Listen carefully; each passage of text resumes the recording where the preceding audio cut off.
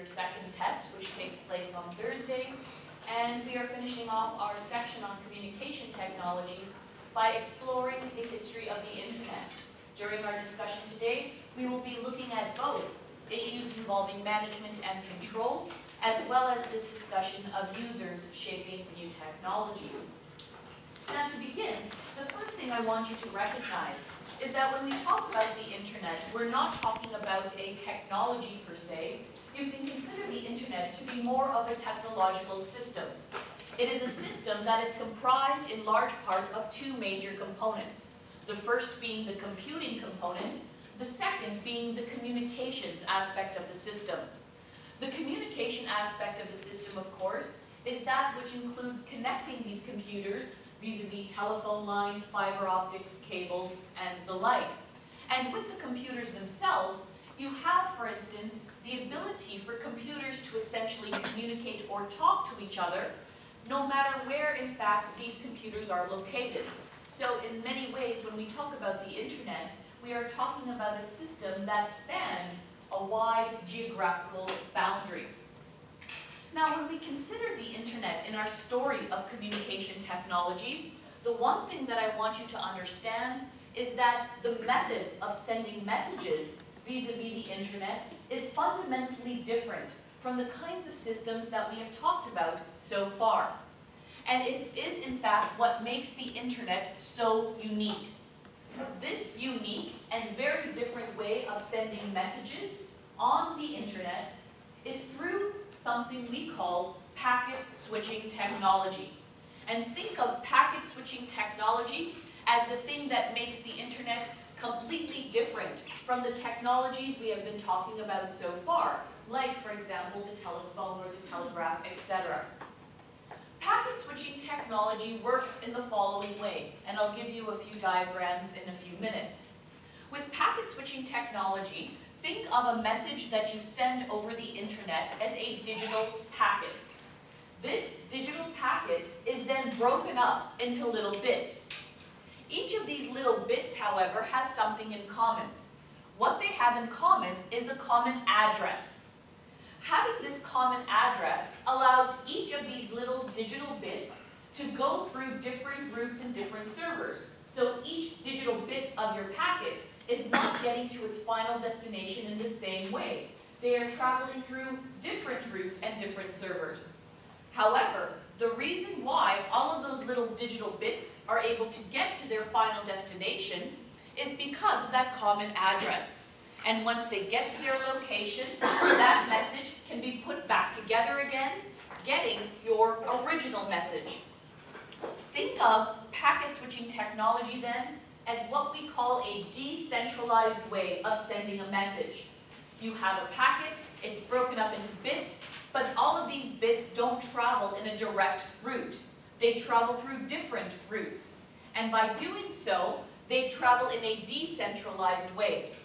This is in contrast to when we talk about things like the telegraph or telephone lines, which are called centralized methods of communication.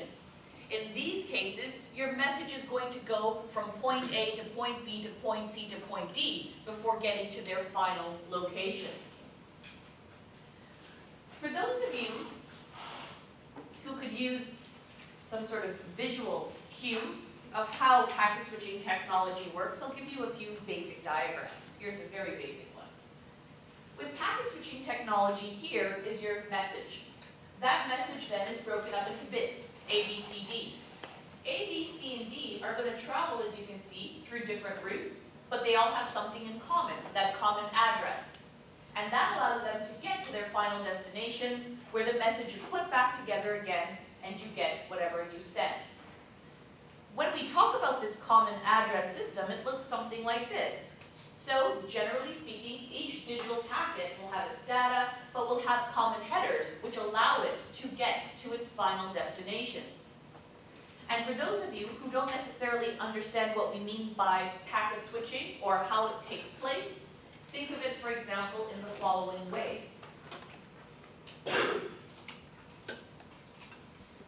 With packet switching, we start at computer 1. The message is broken up into bits. Well, one bit might go this way, one bit might go that way, one bit might go that way. They're not all traveling the same route. However, they're getting to their final destination because of that common header system. This, in a nutshell, is packet switching technology. This is what makes the internet fundamentally different from any other kind of communication system out there today.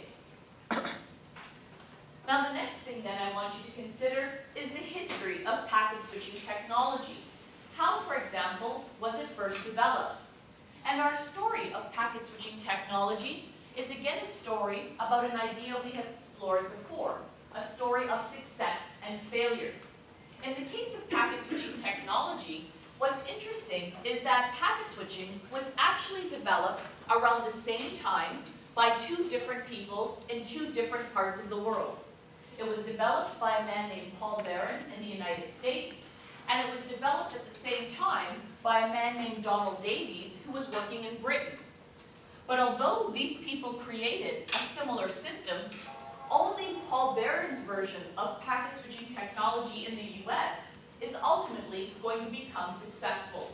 So part of our story next is to figure out why. First, let's start then with Paul Baran in the United States. Now, when we look at a history of the internet, our story actually begins in the 1960s, and that surprises a lot of people, considering most people's first experiences with the internet will not happen until the 1990s. However, there is a long history prior to this. In the 1960s, it was actually the United States military, and in particular, their United States Department of Defense, who wanted at the time a new type of communication system. The United States Department of Defense was interested in a new type of communication system for two reasons. The first has to do with the time period itself. What major event, of course, is happening in the 1960s that, of course, is very much a part of US culture? Cold War? The Cold War. In the 1960s, the US military was very afraid, remember, of this imminent threat of a nuclear attack. And one of the things they wanted during this time was a communication system that could withstand the possibility of a nuclear attack. This takes us back, of course, to what the problem was with existing communication systems back then. Remember, in the 1960s, the primary means or methods of communicating included using the telegraph and the telephone. But as I talked to you before, or said to you before, there were problems with these systems. The major problem, of course, being they were centralized systems. In order to get your message across a telegraph or telephone system, the message had to go through point A to point B to point C to point D. Big problem, if a nuclear attack happened and it compromised the system, the entire system would have been compromised. And so, the US Department of Defense was looking for something different. The second reason they wanted to create a new communication system was to allow its researchers to better connect in terms of sharing their data. They wanted a system that would make it easier, in other words, for researchers in Alaska to contact researchers in California. And so this was their goal, try to figure out a new kind of system. This task then was put to a major research agency, the Advanced Research Project Agency, otherwise known as ARPA, and you'll hear me talking a lot about ARPA over the next little while. Sometimes in your readings, it's referred to as DARPA, just put a defense before the title. Now, ARPA ultimately is going to hire Paul Baran to create this new kind of communication system. And of course, as we know, what he created as an alternative to these existing centralized means of communicating was packet switching technology. Go back to, as I said, that major feature of packet switching. Packet switching technology, unlike the telephone and telegraph lines, was a decentralized way of sending a message. A message or packet could travel in many different directions before getting to its final destination. That meant that if there was, in fact, a nuclear attack and one part of the system was compromised, it did not necessarily mean the entire system would be compromised. So it was seen as a much more effective communication tool. In addition, Paul Baran included a very important element in packet switching. He included what we call the element of redundancy. Now, when we talk about a person being redundant, we talk about someone who repeats themselves a lot, not necessarily always a good thing. But in a computing system, redundancy was seen as a very good thing. Because with redundancy, what Paul Baran made sure of was that there were multiple copies of a packet, meaning that if one packet got destroyed, you still had the ability to send your entire message. So clearly, what Paul Baran created with packet switching technology was a fundamentally different method or way of sending a message.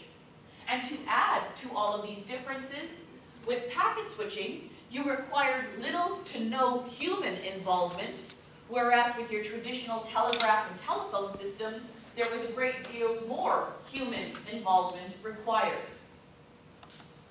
Now, what is so interesting about packet switching is that if you really want to understand how it works, probably the best comparison you can make is not to the electronic systems we have been talking about so far, but to an even older existing method of communicating. And the one that I am referring to in this case is the postal system. In fact, there are many similarities between sending a letter by mail and this whole idea of packet switching technology. Who can tell me the similarity? What are some of the same things we see with sending a letter by post and packet switching? Including the address. So, an address is really important. We have these hubs where all mail goes to and then it branches out to different locations of the world. So think about how you send a letter. You can send a letter from any part of the world. It's going to go through different routes, but ultimately it's going to get to its final destination, not just because of the address, however, but because of a unique thing within the address. That's, for example, in Canada, we have the postal code system. That's exactly right. Think of the postal code as your unique header.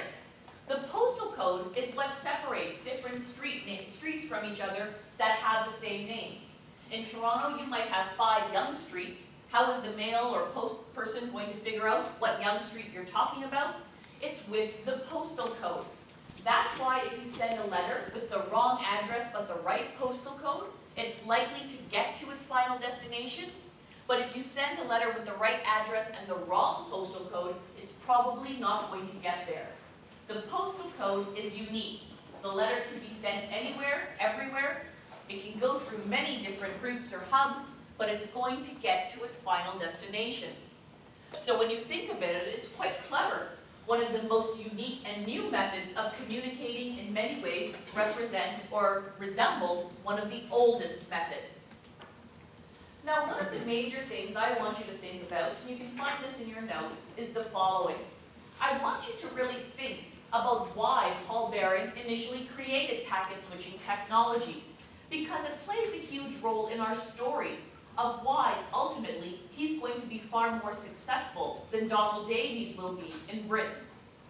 When we talk, for example, about Paul Baran, remember that from the beginning, he was creating a technology for the military. And as a result, he had many particular goals in mind. The first, he wanted to create a survivable system, something that could withstand the possibility of a nuclear attack. Second, a flexible system, one that did not rely a lot on humans, one that did not rely on a centralized way of sending a message, something, for instance, where there is a great deal of flexibility in how a message gets through. And of course, because he's creating a technology for the military, you want to make sure it works. It has to be a high-performance, high-efficiency system. What is missing, however, from Paul Baran's goals? In other words, what is one thing Paul Baran did not have to worry about, because he's working for the US military, that we might expect to be important when developing any new technology? Well, patents come later on. Funding? Money. He doesn't have to worry about cost. You'll notice I haven't even talked about cost in our story so far. Paul Baran was working for the US military. Military government institutions we've talked about in the past will increasingly play a huge role in new technologies in the 20th and 21st centuries. And one of the reasons why? They have so much money at their disposal. Money for research and development, where they don't necessarily have to worry about failure. They can just continue until they get it right. Now compare Barron's story with that of Donald Davies. Unlike Paul Barron, Donald Davies, right from the very beginning, was interested in developing a commercial technology. He was interested in developing packet switching technology for the marketplace. And as a result, Donald Davies faced a great deal of economic and political pressure within his country to try to develop something as quickly and as effectively as possible. As a result, when you start to look at the things that Donald Davies had to worry about, they are fundamentally different from that of Paul Barron. Davies, for example, had to worry about cost right from the very beginning. Because he's creating something for business, the last thing you want is something that's expensive and that nobody's going to purchase. So cost was, in fact, a major issue. He also had to worry about simplicity, because the people who will be buying packet switching need to know how it works, and that means it has to be relatively easy to use. And finally, he had to worry about marketability or consumer appeal. There's got to be a reason why people will purchase packet switching technology in the first place. Well, unfortunately for Davies, the real problem is that because he was attempting to create a technology for the marketplace right away, this pressure to create something, and create something quickly, is going to come at a cost. And the cost we are talking about in this case, of course, is research and development. Donald Davies really did not have the money, means, or opportunity to fully research and develop packet switching technology in the way that Paul Barron will. Paul Barron, in contrast, working under the umbrella of the US military, had loads of money and loads of time to perfect his system. He didn't have to worry about making it easy or appealing. He didn't have to worry about making it cheap. And as a result, Paul Barron will end up having the ability to create a better system. He eliminated a lot of the initial errors with packet switching. He created a more advanced technology. So much so that by the time we get to Britain starting to adopt packet switching technology, the version they will end up using was Paul Barron's and not Donald Davies. So a classic example, again, as I said, of success and failure. The same technology created in two parts of the world by two different people, but because they are creating them in very different economic and political environments, we see success on one side and relative failure on the other.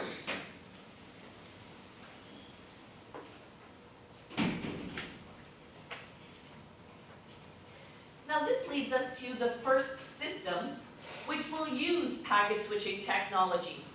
And you will notice that the next system we are going to discuss at some length is called the ARPANET, going back to that Defense Research Agency I spoke about beforehand. Notice we haven't even gotten to the internet as yet, and there's a reason for that.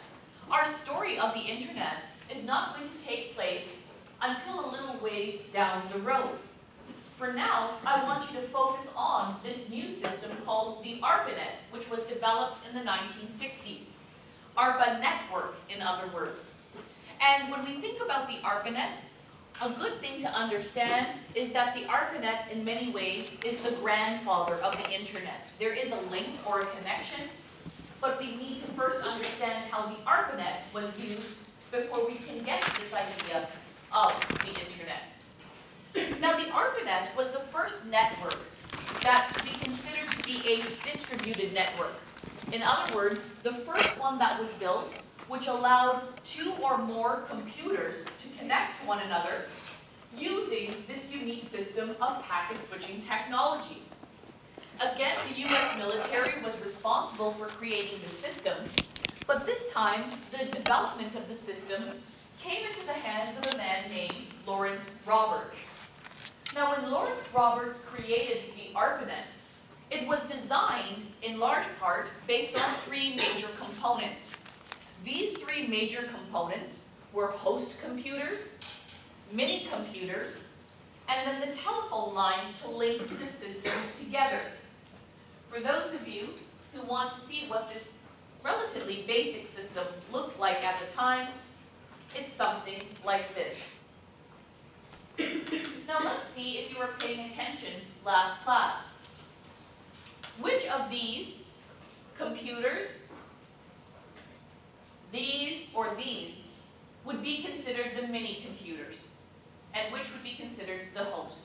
Those should be small ones, and the ones should be bigger. That's right. These were host computers, and these were mini computers. What I meant last week when mini back then was not mini as we consider today. So you had host computers linked to these mini computers, all connected through your telephone lines.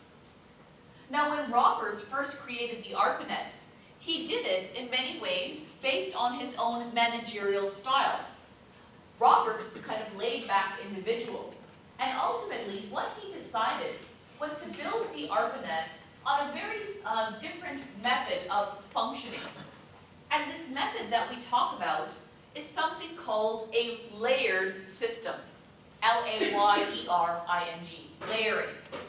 For those of you unfamiliar with this term layering, it's actually a simple idea. It means, for instance, that in the system itself, different parts of the system are given different responsibilities. No one aspect of the system runs everything. Different parts run different things. It's layered in terms of its responsibility. Now, in the case of the ARPANET, the layering went something like this. Mini computers will become known as IMPs, interface message processors. And it was the mini computers that were responsible for all packet switching functions. That's where all the packet switching happens. Then, when the message got to the host computer would have the responsibility for opening up the message and dealing with that component. So different parts of the system have different functions. And this is how the ARPANET was created. For the purposes of our story, this is really all you need to know. Although in your notes, I've included some of the advancements with the ARPANET that are going to happen over time. However, for now, what we need to figure out is the impact of the ARPANET when it was first introduced in 1969. The ARPANET officially comes into being in 1969 when the University of California hooked up 4 of its host computers using packet switching technology. But for the first 2 years or so of its existence, it wasn't as popular a system as you might think. First of all, a lot of researchers were initially hesitant to use the ARPANET because at the time, the military required you to do military research if you wanted to access the system. Remember, we're talking about the 1960s, a great time of social economic turmoil, lots of anti-authority feelings happening, and so many individuals simply did not want to do this. However, things are really going to change for the ARPANET and its ultimate popularity and success in 1971. And we can consider 1971 to be a major turning point. This is because in 1971, there was a major international computing and communications conference which took place.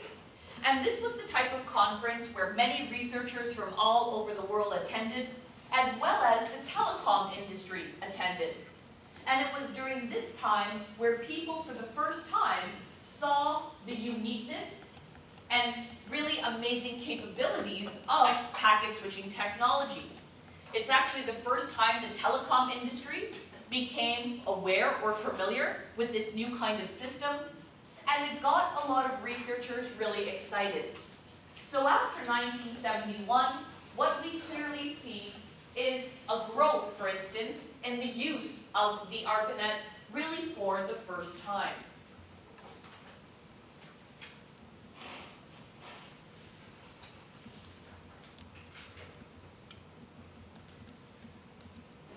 Now Now this growth leads us to our discussion, of course, of users shaping new technology. But if you're paying attention, you will clearly see that our story of users shaping new technology has nothing to do with the internet. We haven't even gotten there yet. It has everything to do with the ARPANET. Now, just like our stories previously, when we talk about ARPANET users, we need to consider who they were. The early ARPANET users were, of course, highly skilled, highly knowledgeable individuals. People, for instance, who knew more about the technicalities of the ARPANET than the everyday average person. And as a result, just like we've talked about previously, these initial ARPANET users were able in many ways to improve upon the system itself. They fixed a lot of the early technical glitches with the ARPANET. They added to the system itself. And some of the things that they will add to the ARPA network will include things we still use today. Very important creations like LAN, local area networks. If any of you have ever worked for a large-scale corporation, that's still how computers are hooked up today in a big business. It's through a LAN. Now, in addition to improving upon the hardware, however, when we look at the real contributions of these ARPANET users, I would suggest that their major contribution, again, is all about purpose. If we go back, for instance, to the original intent of the US military, they designed the ARPANET primarily to be used as a way for researchers to share data with each other. But that was really the last thing that ARPANET users were interested in doing. As your notes suggest, for example, ARPANET users were far more interested in accessing each other than they ever were in accessing each other's data. And as a result, ARPANET users are going to help shape the ARPANET into a method of communicating with each other. They were the first to create email and bulletin boards and other means of connecting to one another socially. And when we talk then about the lasting impact of these users again, we can clearly see this in the way that people use the internet today, primarily for many as a method of social communications. Again, this was not the original intent or purpose, but it was in fact what these early users were particularly interested in, and we can clearly see their legacy even today.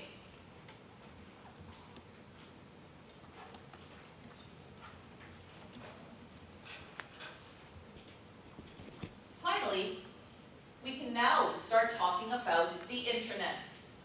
But before we do, who can tell me what the term internet stands for?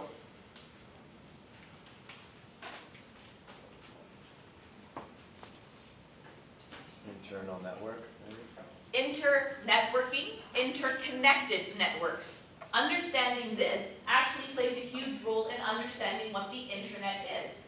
And again, think about this. Use the technology every day, but most of us don't even know what it stands for.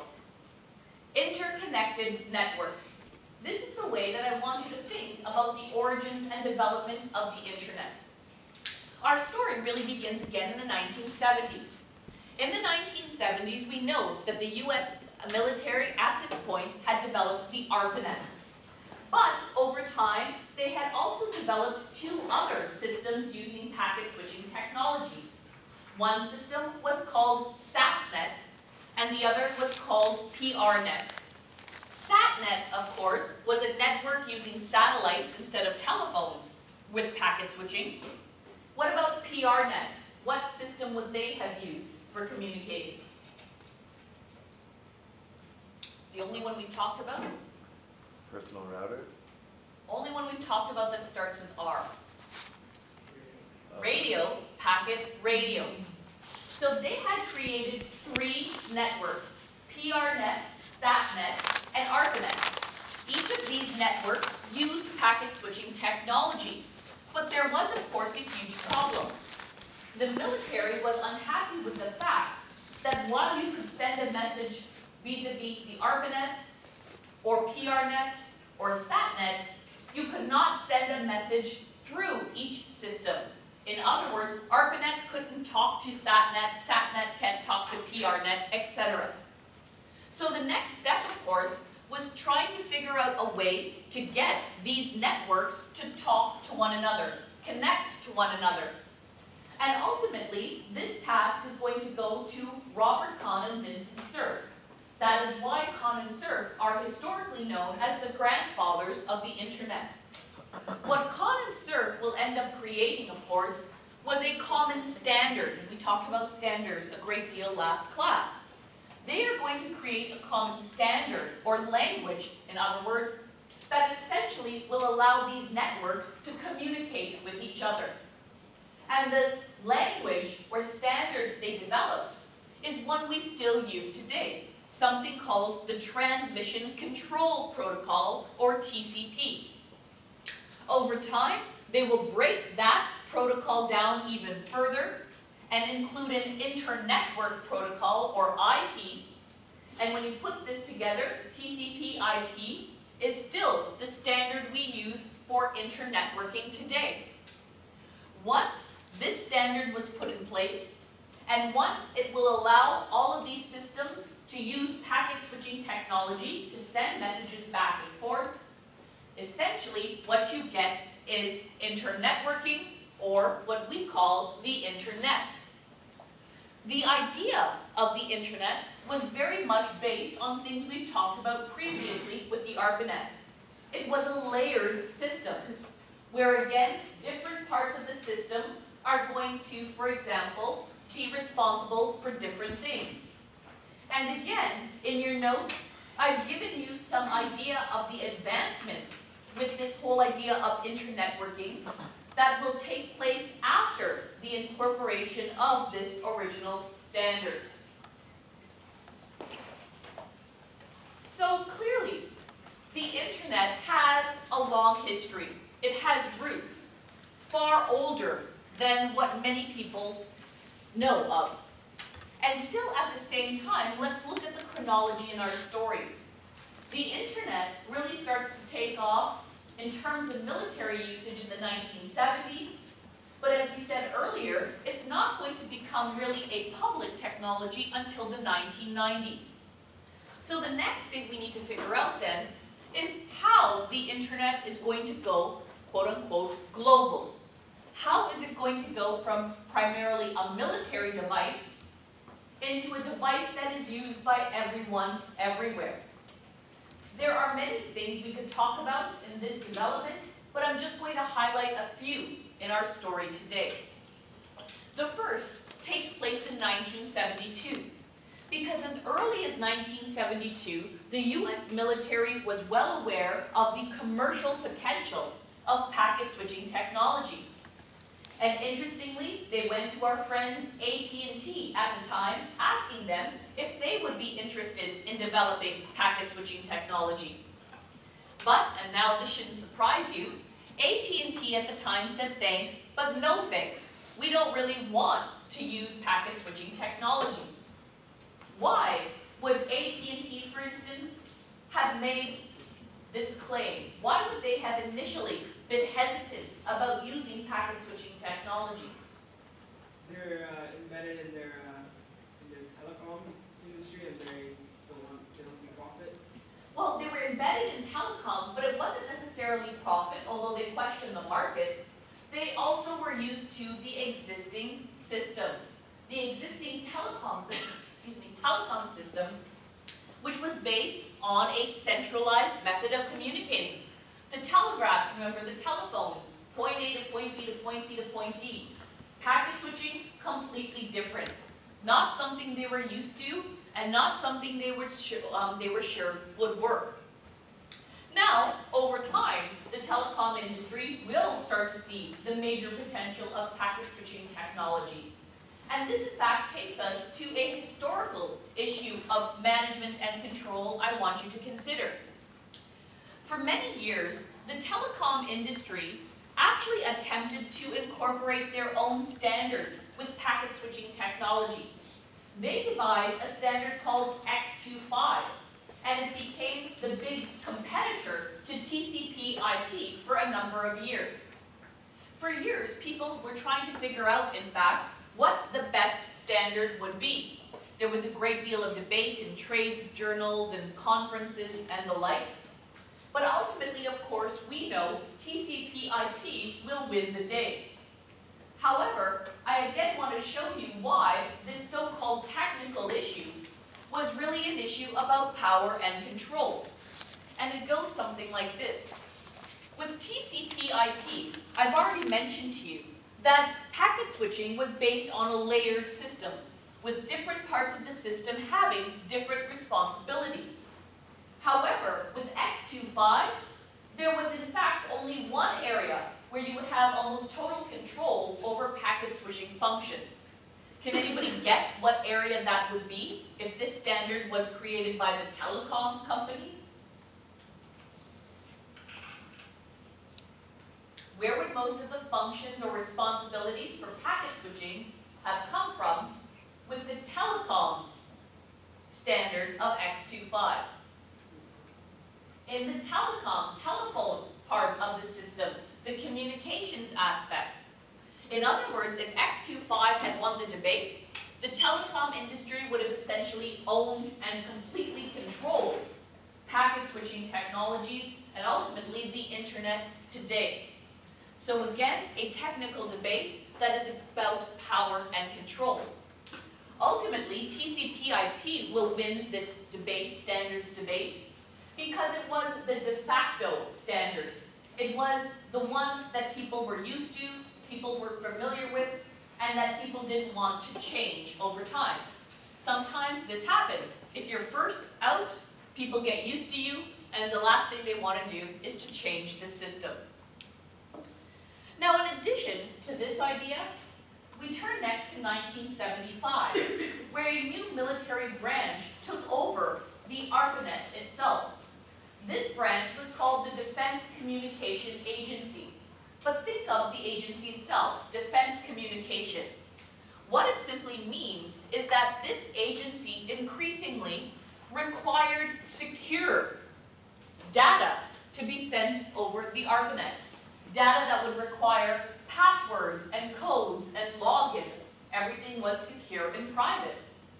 Well, this was creating a problem for some of the more general ARPANET researchers at the time. It was kind of creating a clog in the system. And so the decision was made in 1983 to do something very important.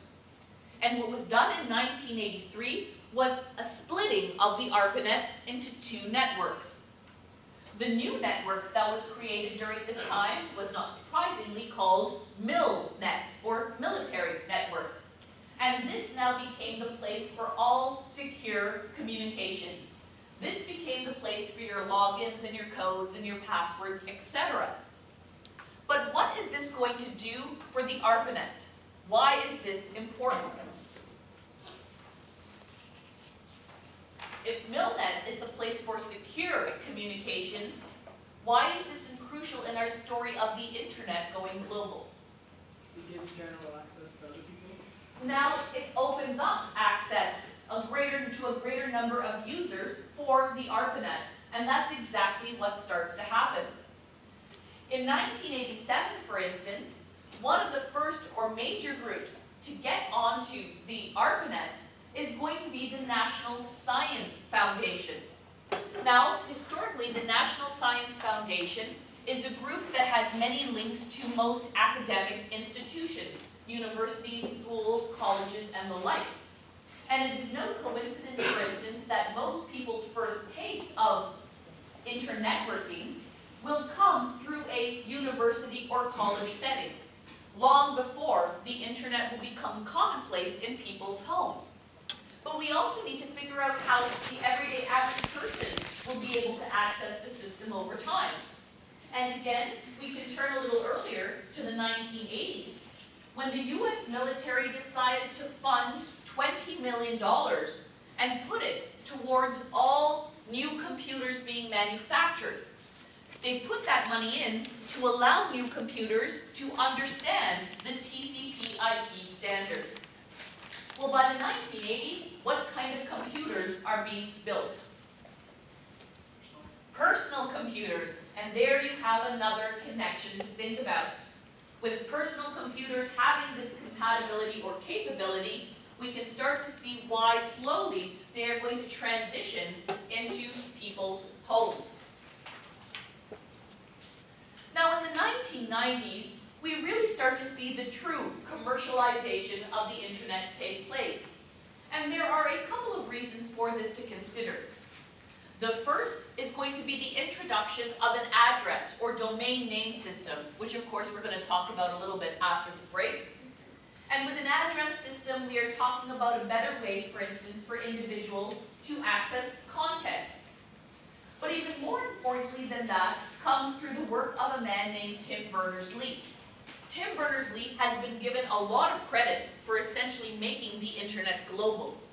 Because what Tim Berners-Lee was able to do was to create a program which eventually will allow for the development of a browser-based system for internet networking.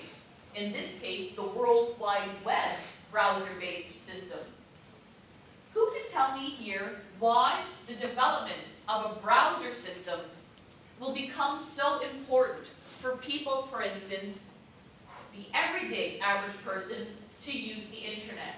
Why is it going to add to this idea of commercial appeal? It creates that interesting interface where anybody can, it's like a storefront almost, where you can view more so what people want you to view than accessing their systems. Well, when we talk about the interface, it's not just more interesting, it's also easy. Not everyone is a computer programmer. Not everyone, for instance, will understand the technicalities of internet networking, using, for instance, an IP address that essentially is a series of 9 digits. However, most people can type in an address and then get back at them this kind of web page, which allows them to access information in a far easier way. When you couple the address system with this idea of a browser-based system, all of a sudden we start to see the consumer or commercial appeal of the internet. And it's no coincidence that in the 1990s, it's really when the internet begins to take off. And here, if we put everything together, let's go back to the things that are often very important to make any technology a commercial success. One, we talked about before, cost. By the 1990s, the cost for using these services is starting to go down. 2, simplicity and ease of usage. By the 1990s, you are having a simpler way of accessing things online. And of course, 3, with this kind of thing taking place, the internet becomes a far more marketable and commercially appealing technology than it was in the past. So a device which has its roots in the 1960s, again, is going to take almost 3 decades before we get to it being used by the everyday average person. And it tells us a lot about this whole idea of internet networking. Any questions? Okay, if there are no questions, what I'm going to do is, before we go on our first break, I'm going to give you back your test, so you can just take a look at them during the break itself. After the break, we will then get into our major discussion of management and control, which will include, for instance, your assignment.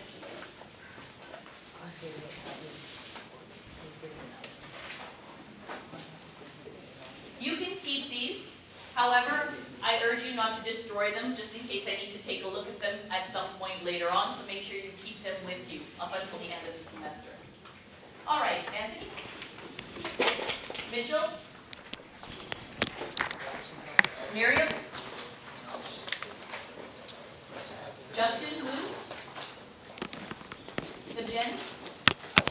Jennifer? Jean? Daniel Chan? Youngin Kim? Daniel? Ali?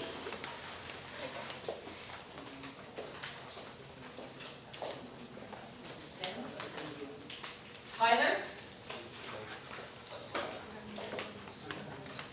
Kimberly? Cartwright? Peggy Lou? Control issues related to the internet. thing we are going to do is a more broad or general discussion about internet regulation. Now, there is a very common and very popular belief about the internet, which is still very relevant today. And this concerns the idea that the internet is simply an unregulatable or uncontrollable technology. This is an idea that has surrounded the internet almost since its inception. And in many ways, this notion of nobody being able to control the internet is in large part due to the nature of the system itself.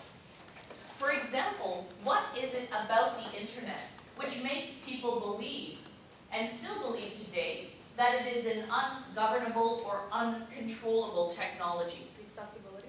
So accessibility. There is a belief, for instance, out there that the internet can be accessed by anyone, anywhere, at any time. There is this very real idea, for instance, that you can be anyone you want online, very much connected to the notion of anonymity online. What else? The freedom to do what you want online. So again, that's related to accessibility, the idea of uploading, downloading information. It spans multiple countries. It spans multiple countries, so it's about size and scale. The idea that because the internet crosses geographical boundaries and borders, it makes it very difficult for any one country to essentially regulate or control what's going on. Now, while it is indeed true that in the early days, it was in fact quite difficult to control internet behavior, I would suggest to you that that idea simply is not true when we talk about today's world.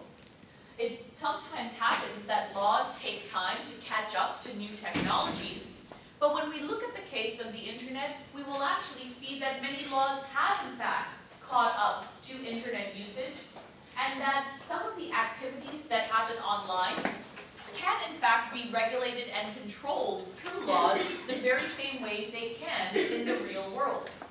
So what we want to do next is to try to figure out the vast array of laws that govern or pertain to internet usage.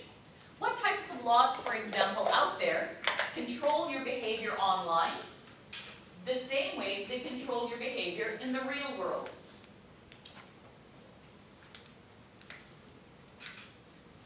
Fraud.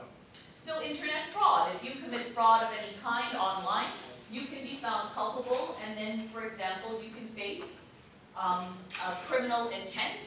If you commit things, for instance, like identity theft or identity fraud, which is a growing concern online. What else? Censorship. So when we think, for example, about censorship, let's even extend this to be a little bit in a broader way. For example, in Canada, one of the things that you cannot do is to engage in hate crimes online. The Canadian Charter of Rights and Freedoms prohibits any kind of hate crime, hate activity, the use of hate language. So for instance, if you are found to engage in this kind of thing online, you can be subject to the law. What other areas? Illegal distribution of copyrighted material. So let's look at an idea or area like copyright and consider this for a minute, because it's a very good one for making you reconsider this idea that you can view anything you want online. In Canada, we have copyright laws which very much are associated with something called internet rebroadcast transmissions. And so raise your hands here if you've ever come across the following. If you've attempted to go, for example, to an international, but especially American website, more specifically an American, let's say, television website, you want to access a program you might have missed on TV, but they tell you you cannot access it for any reason. How many of you have faced that?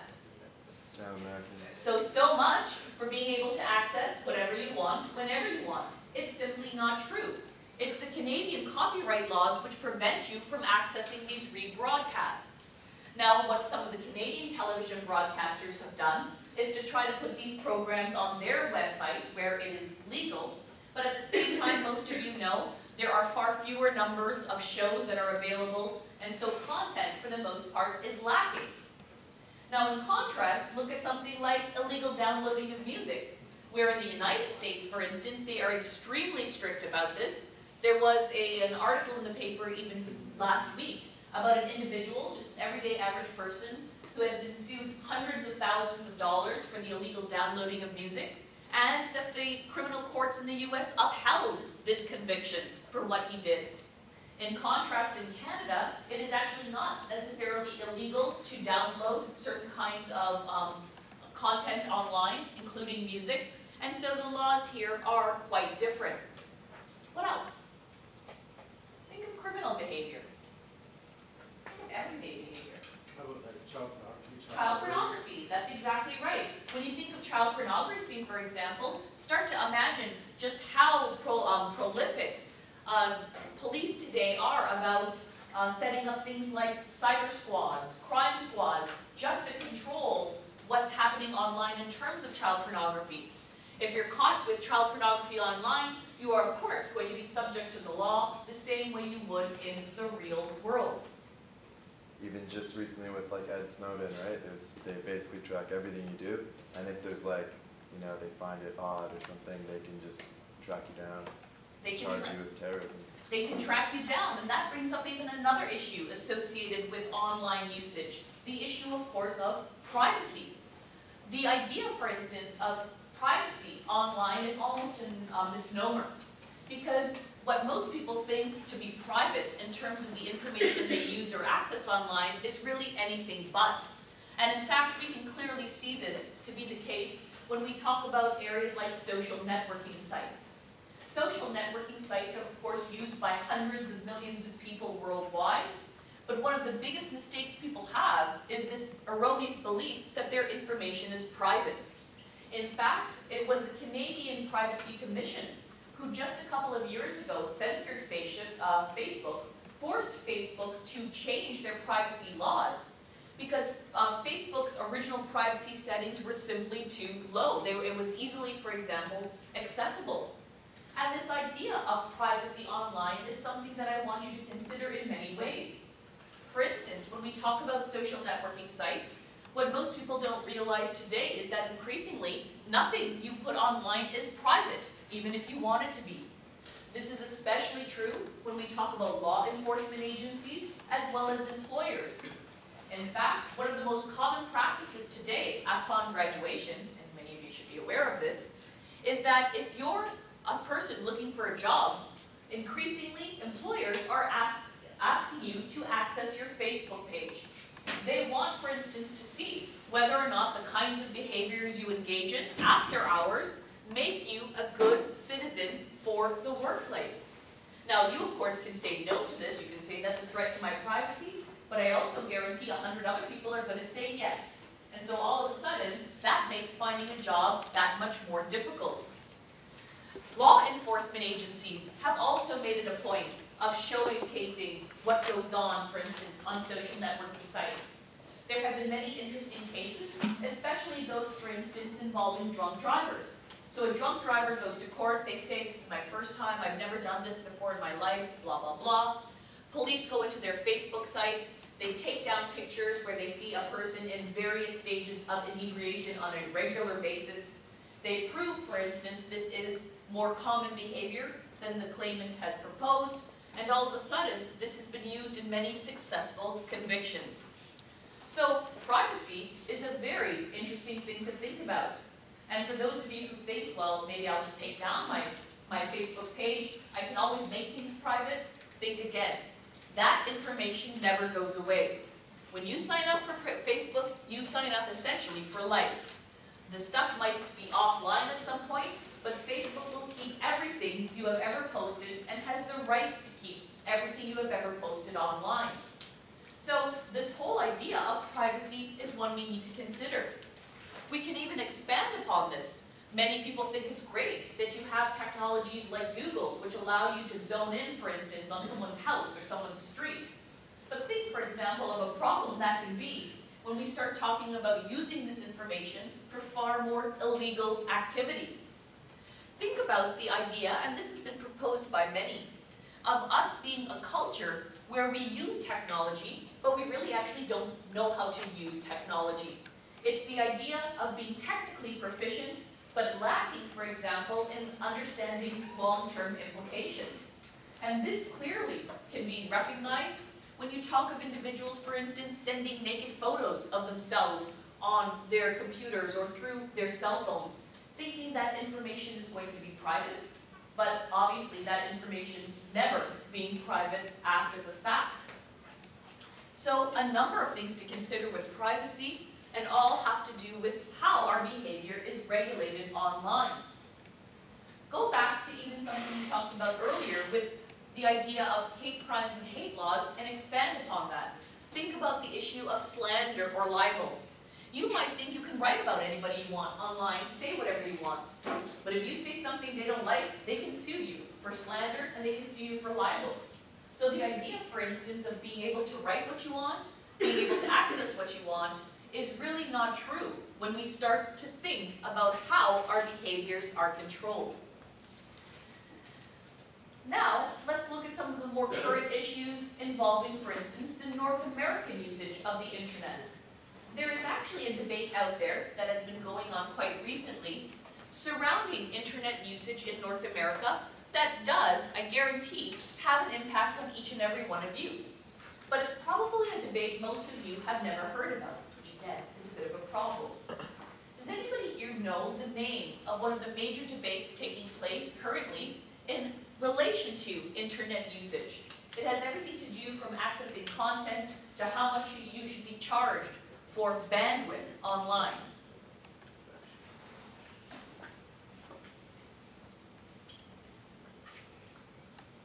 Anybody? Yeah?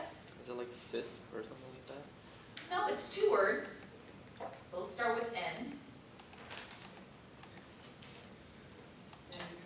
Net neutrality. Raise your hands. How many of you have ever heard of net neutrality? Again, a bit of a problem. Take a look here.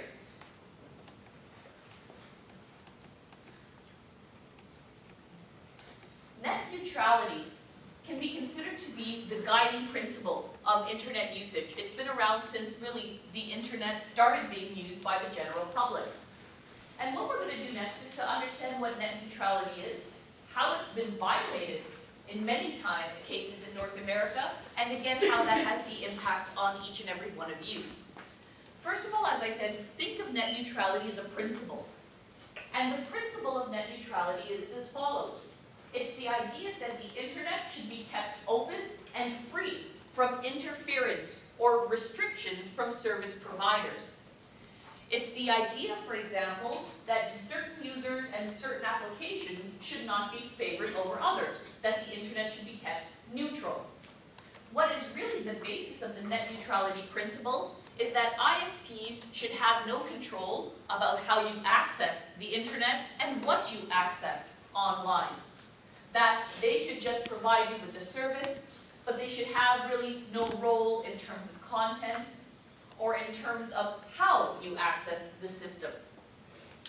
Well, the net neutrality principle has been violated for years by ISPs, and for a long time it was a principle that was violated without users knowing it. And generally, there are two major ways in which ISPs have violated this tradition of net neutrality. The first way is through what we call traffic shaping. The idea of traffic shaping is easy to understand when we think of the analogy of the internet as a kind of highway. When you access information, sometimes it's fast and sometimes it's slow. So think of the internet as having both a slow lane and a fast lane for traffic. Well, in this case, with traffic shaping, what an ISP is able to do is to put you, the user, in the slow lane of traffic or usage, depending on what kind of application you're using. Raise your hands here if you've ever used Skype or BitTorrent. Those are traditionally the two applications where users have been put in the slower lane of traffic. The argument being that ISPs feel that as more and more bandwidth is being used, it hampers or hinders the overall usage of the internet, and they have the right to shape traffic accordingly. Another area, content, and that might surprise many of you. A very famous case involved TELUS some years ago. TELUS was involved in a major labor dispute with its employees. Its employees ended up writing on their union website a big sort of statement against the corporation. And what TELUS did as an ISP was to block that website from users. You could not access the union's website if you were going through TELUS for online information. So content issues, very interesting. We think of those things happening in far-off places where regulation is much more known, places like China, for instance, where censorship ideas are far more popular. But these things have been happening in North America without many people knowing what was going on. Now, this issue of net neutrality really peaked in a popular debate a couple of years ago when both the CRTC and the FCC in the United States had to make a decision about it. Should the principle continue to be upheld, or had its time passed? Many groups, as you can imagine, continue to say that net neutrality should be upheld, that people should be given this idea of equal access to information online. However, ISPs suggested that they had the right to shape traffic, charge different amounts for using bandwidth, simply because if they did not do so, then the internet was being clogged to the extent, for instance, that it was impacting the system negatively. Well, what did the CRTC decide? 2 years ago, they decided in favor of net neutrality. They decided to uphold the principle. But, and of course there's always a but, they also said that ISPs had the right to engage in traffic shaping just as long as they informed the consumer. How many of you have ever read the fine print on your internet bill? Not many of you. I am sure that if you go back and check, you will see, for instance, that's where consumer awareness, so-called consumer awareness, takes place. So a lot of what's been happening around your using the internet has probably been happening without you knowing it. When you go to the United States, we actually see an interesting development take place. The US Supreme Court, in some recent decisions, has actually gone against the principle of net neutrality in a number of cases, showing us that that country might be heading in one direction and Canada might be heading in a completely different one. But when we think of net neutrality, think of the fact, as I said, it clearly impacts everyone who uses the internet. And again, consider the fact most people have never heard of the idea. We need to consider again just how these issues of management and control are often hidden from everyday use. Now, let's talk a little bit about your assignments. I asked you to consider that non-governmental organization responsible for a lot of the technical decisions related to internet usage. And what was the answer that some of you came up with? What is the organization? ICANN? ICANN. What does ICANN stand for?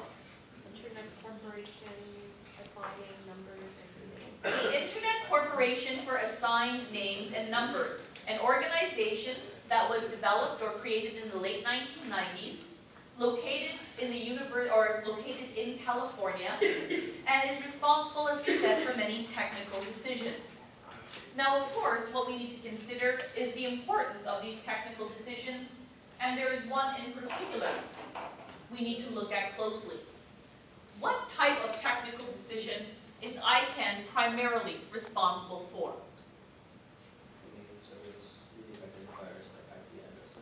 Well, domain names is what we need to consider, but something even more specific. IP, Internet. A specific type of domain name. They're called something. Top-level domain names.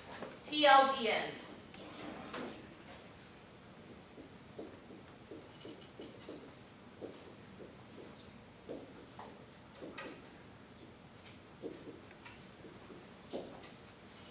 A top-level domain name goes back to some of the things we talked about before the break. This unique address-based system, which has become such a common way of accessing information online.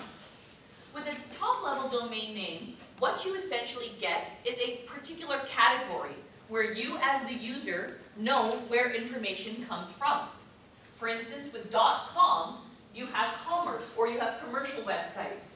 With .ca, .uk, .us, you have country codes, again knowing where information comes from. .org, .edu, pretty self-explanatory. but it's all about categorizing information, separating information, and allowing the user to understand where information comes from. Now, over the last little while, ICANN has come under a great deal of fire, simply because in large part it has expanded and greatly expanded the number of top-level domain names that are out there. And of course this raises major questions of issues like accessibility and of course economics.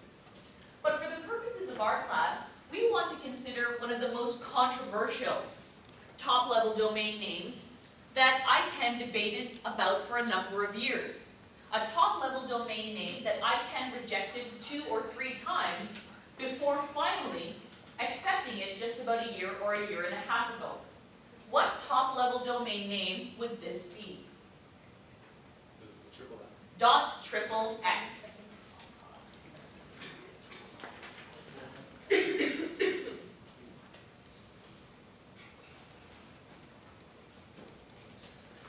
When we talk about a top-level domain name like .xxx, we are again considering a classic kind of technological controversy. Again, a controversy that appears to be about technicalities, but is really about anything but. Now, the .xxx top-level domain name was a top-level domain name that was to house, of course, adult entertainment, adult pornography. And as I mentioned to you, there was a huge debate within ICANN about whether or not to accept this new top-level domain name.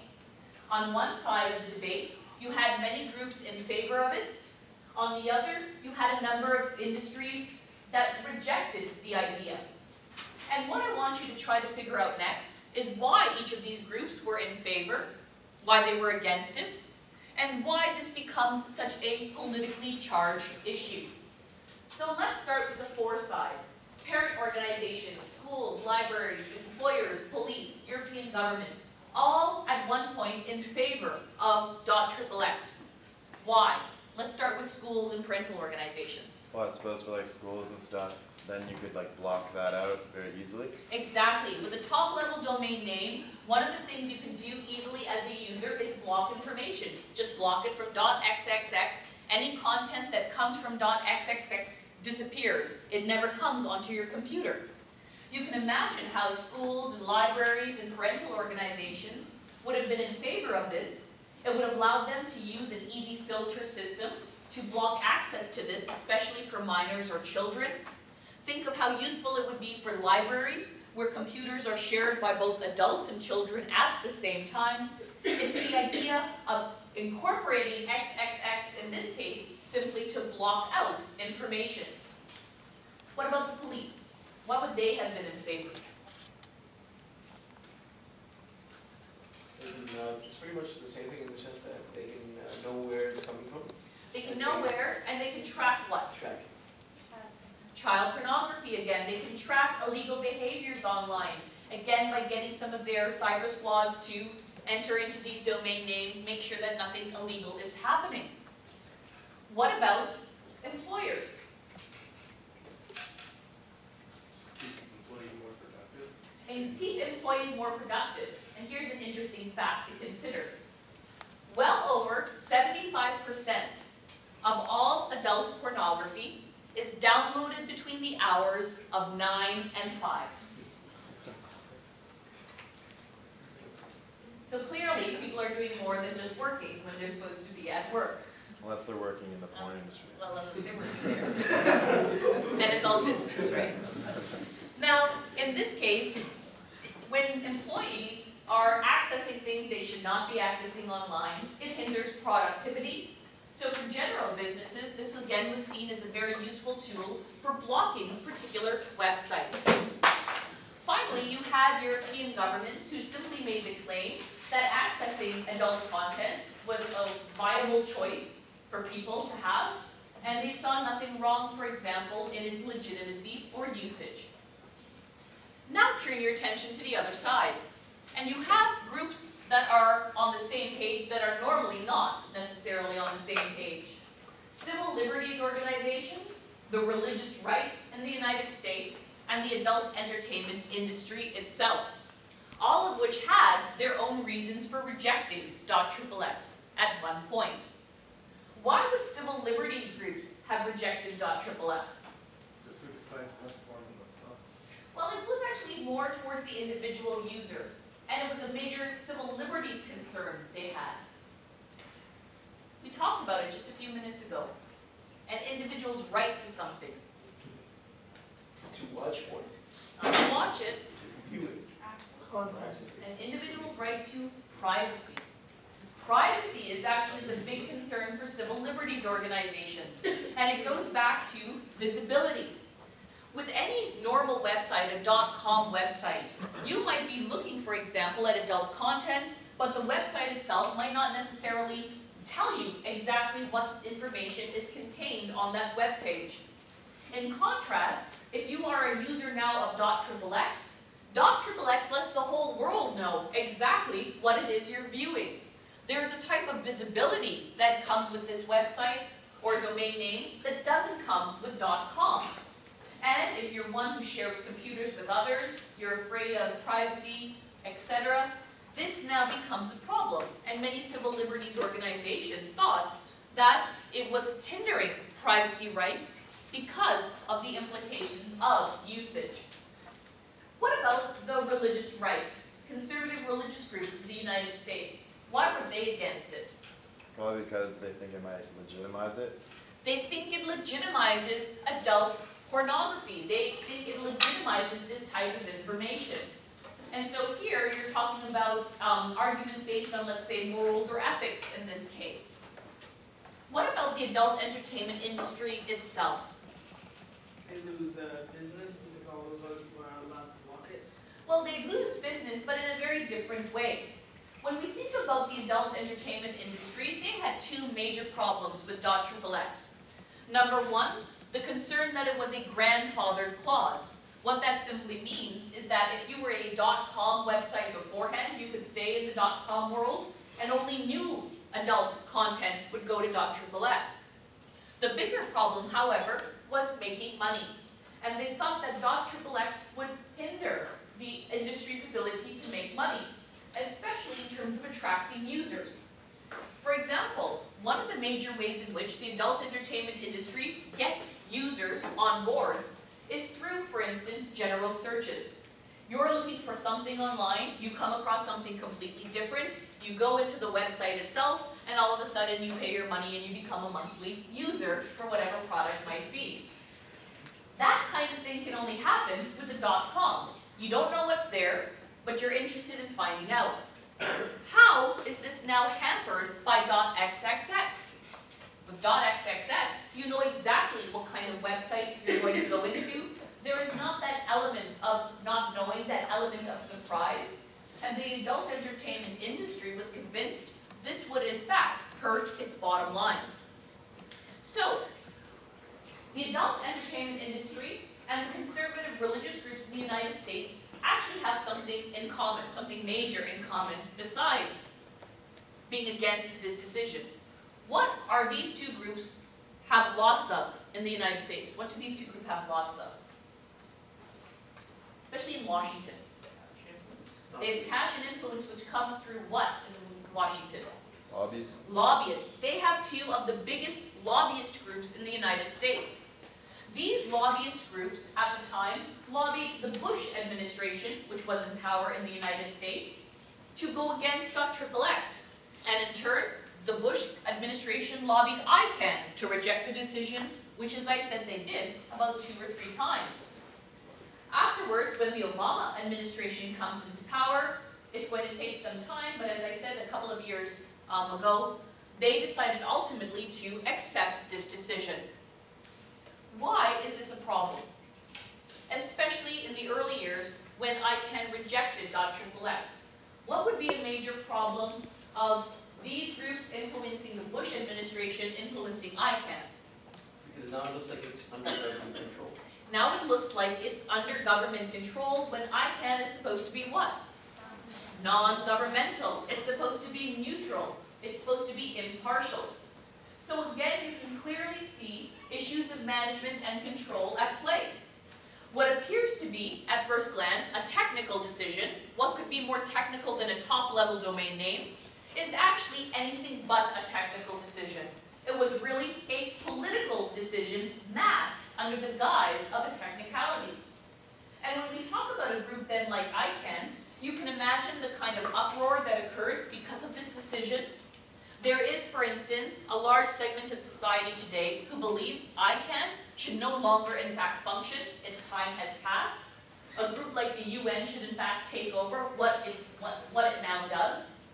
ICANN has tried to become more transparent in its decision-making process, but as I said, there are a myriad of problematic issues surrounding the corporation. And this then all takes us back to the last question I asked you for this assignment. Why do so few people know who controls the internet? Now think of it this way. How many of you were able to come up with these answers in a snap? In other words, it took you absolutely no time to find the name of the corporation. How many of you found it, had to do a little bit more digger-deeping before you were sure of the right answer? Well, think about it this way. Why is this the case? The case, or the idea of this, comes from the notion of access to information. One of the things you should begin to recognize is that many of these issues which we've talked about today, which again impact every one of you, are issues that are very rarely discussed in the popular media, especially when we talk about general media like newspapers, etc. Look at a company like the Toronto Star, Canada's largest newspaper. I can tell you right now, the Toronto Star does talk about these issues, but it talks about them once a week.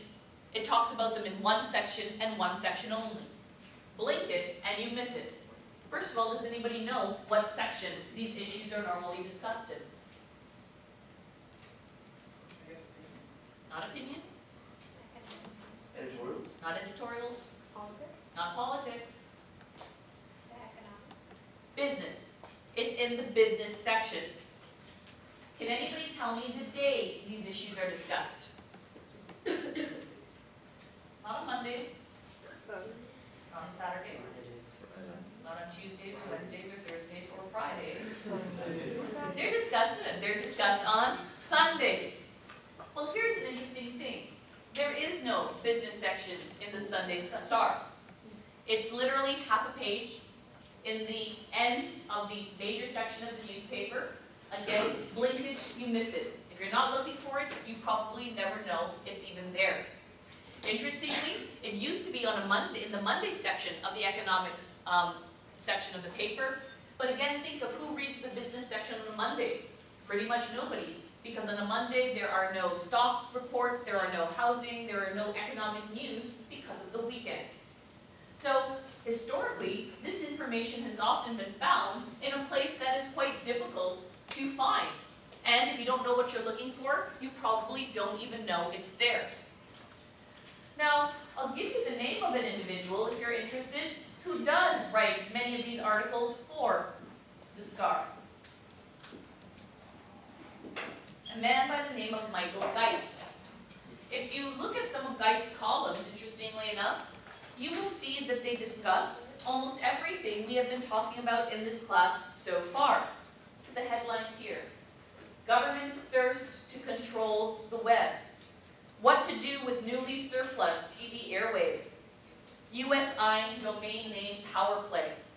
All of the issues that we talk about, but which the majority of society knows nothing about. And again, when we think about why these ideas, these debates are not prominent in public media, again, think about why this is the case. It goes back to the fact that many times those who own the media outlets also own the ISPs. So why in the world would they bring up these debates for the consumer when it can only have a negative impact on them? And that means, as an educated user, it is really up to you to find a lot more about what's happening behind the scenes. Because remember, lots of people don't know about these issues because they don't care. But they don't care because they have no clue what's really going on. Something, as I said, to think about.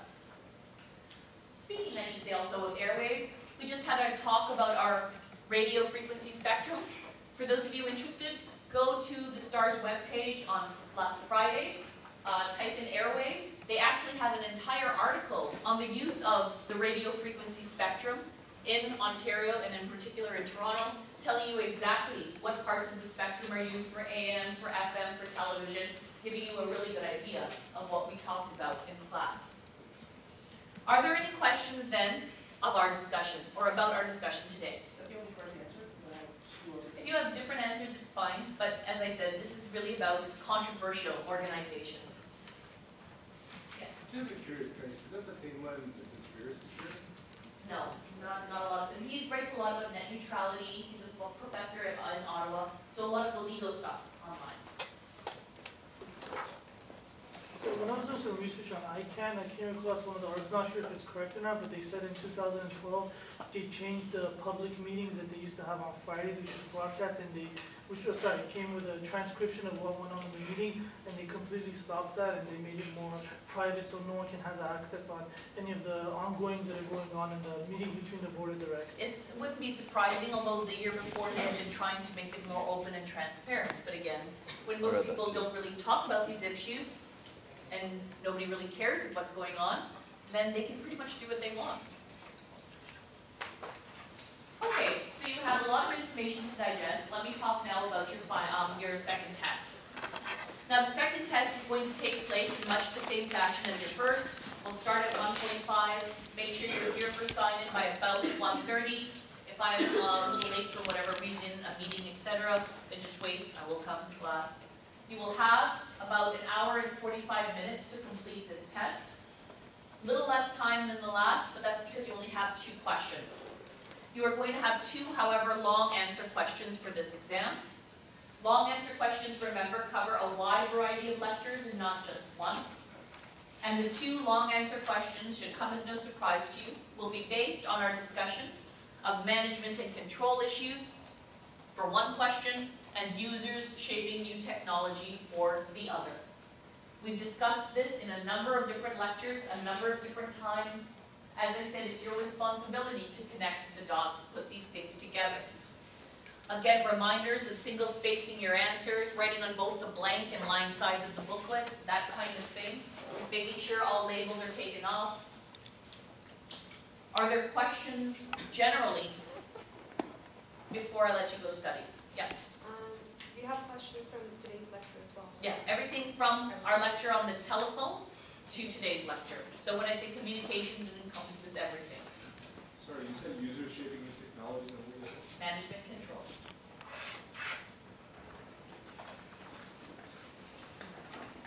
Okay, so if you don't have any questions, I'll let you go study. Remember, you only have another week before your papers are due as well, so lots to consider.